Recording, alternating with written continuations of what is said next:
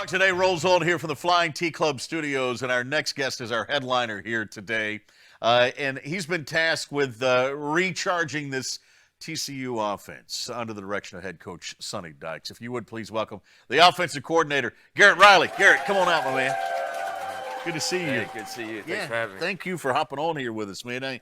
I said charge was sort of recharging this offense. You know, when you walked in here and you had a chance to see what TCU had done on film, you had a chance to meet these players. This isn't a total rebuild offensively, is it?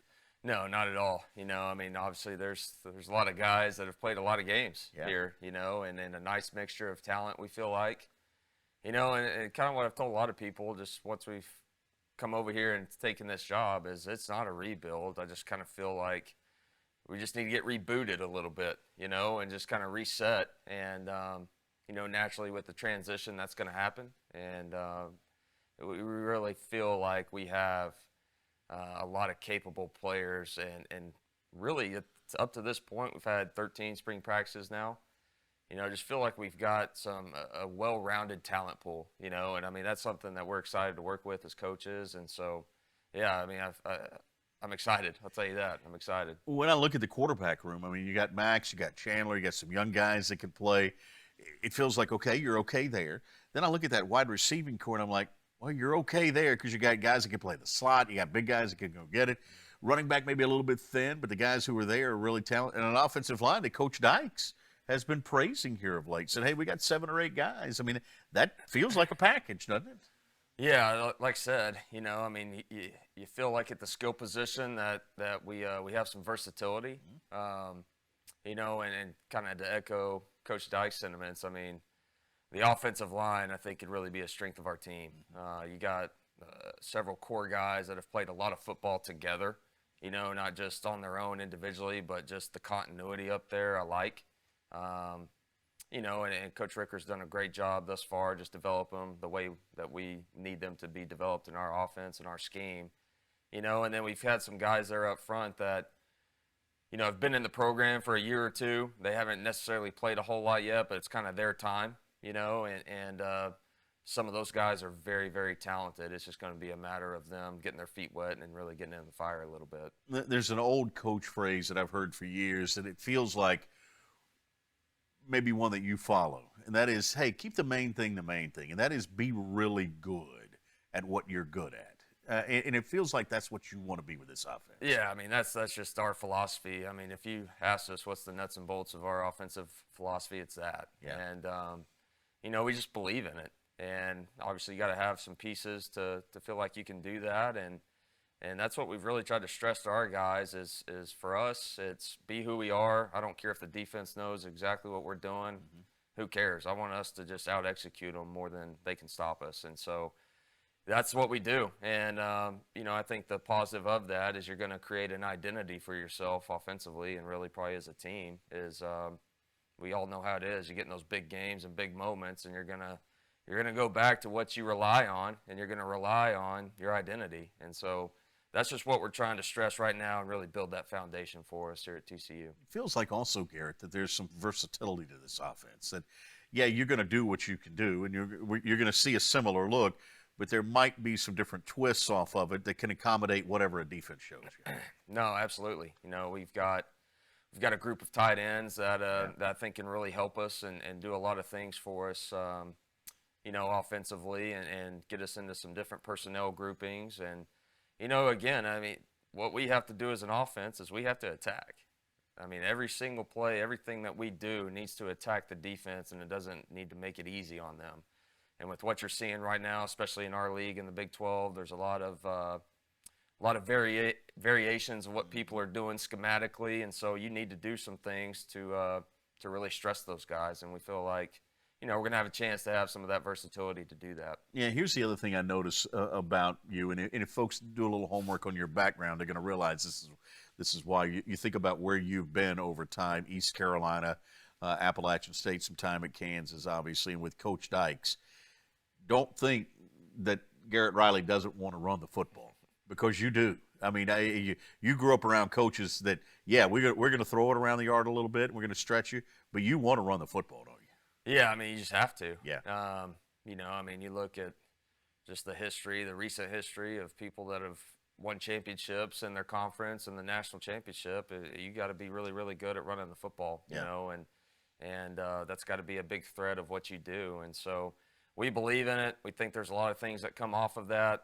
You know, it's our way and kind of a quote unquote air raid style offense of having our identity that we're going to be physical, you know, and our guys out wide are going to block, our tight ends are going to block, running backs at times are going to be split out and have to block, you know, on screen games. So that's kind of who we are. And yeah, we certainly feel like we're going to have to run the ball, you know, in order to be really, really successful when it matters late in the season. And some of that is the influence. We talked about where you were. You were with Eli Drinkwitz, who's now at Missouri, who's got the Auburn tie, right, which Sure. can be a physical offense. Obviously, your brother at East Carolina with you. We know what you know. His team can be physical as well.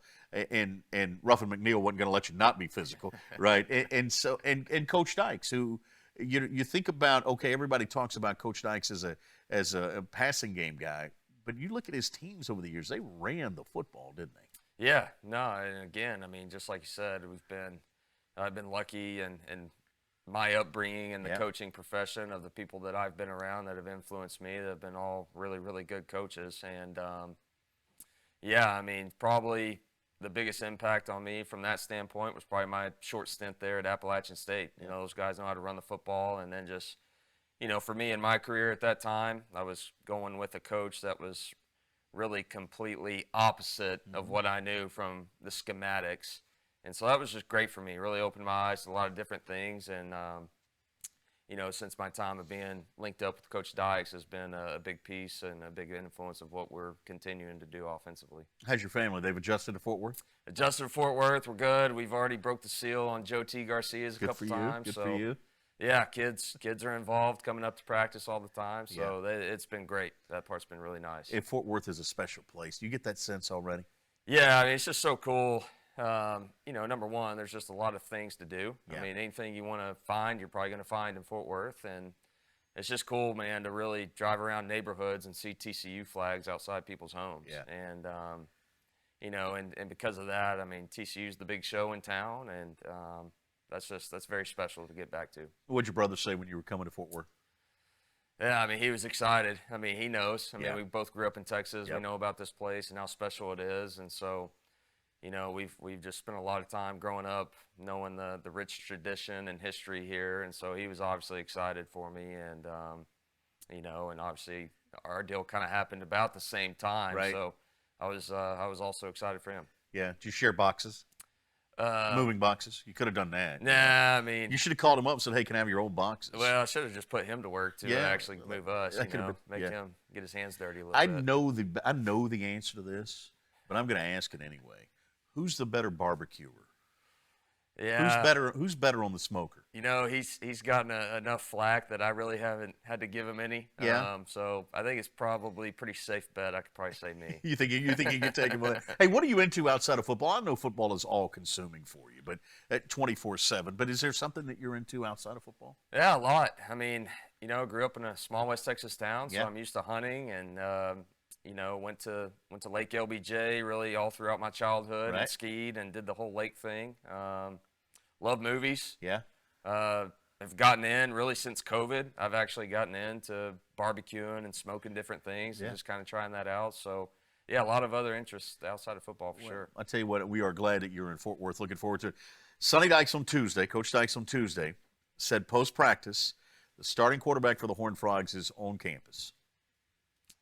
Yeah, I mean, I'm really excited about that room. Yeah. You know, obviously Max has played a lot of football here. Has played in a lot of big moments. Has made a lot of plays here. I think he just has a great competitive edge to him. I mean, everybody knows that's kind of the way he plays. You know, and Chandler's obviously done a nice job. I think he's had a good spring so far, and what he brings to the table.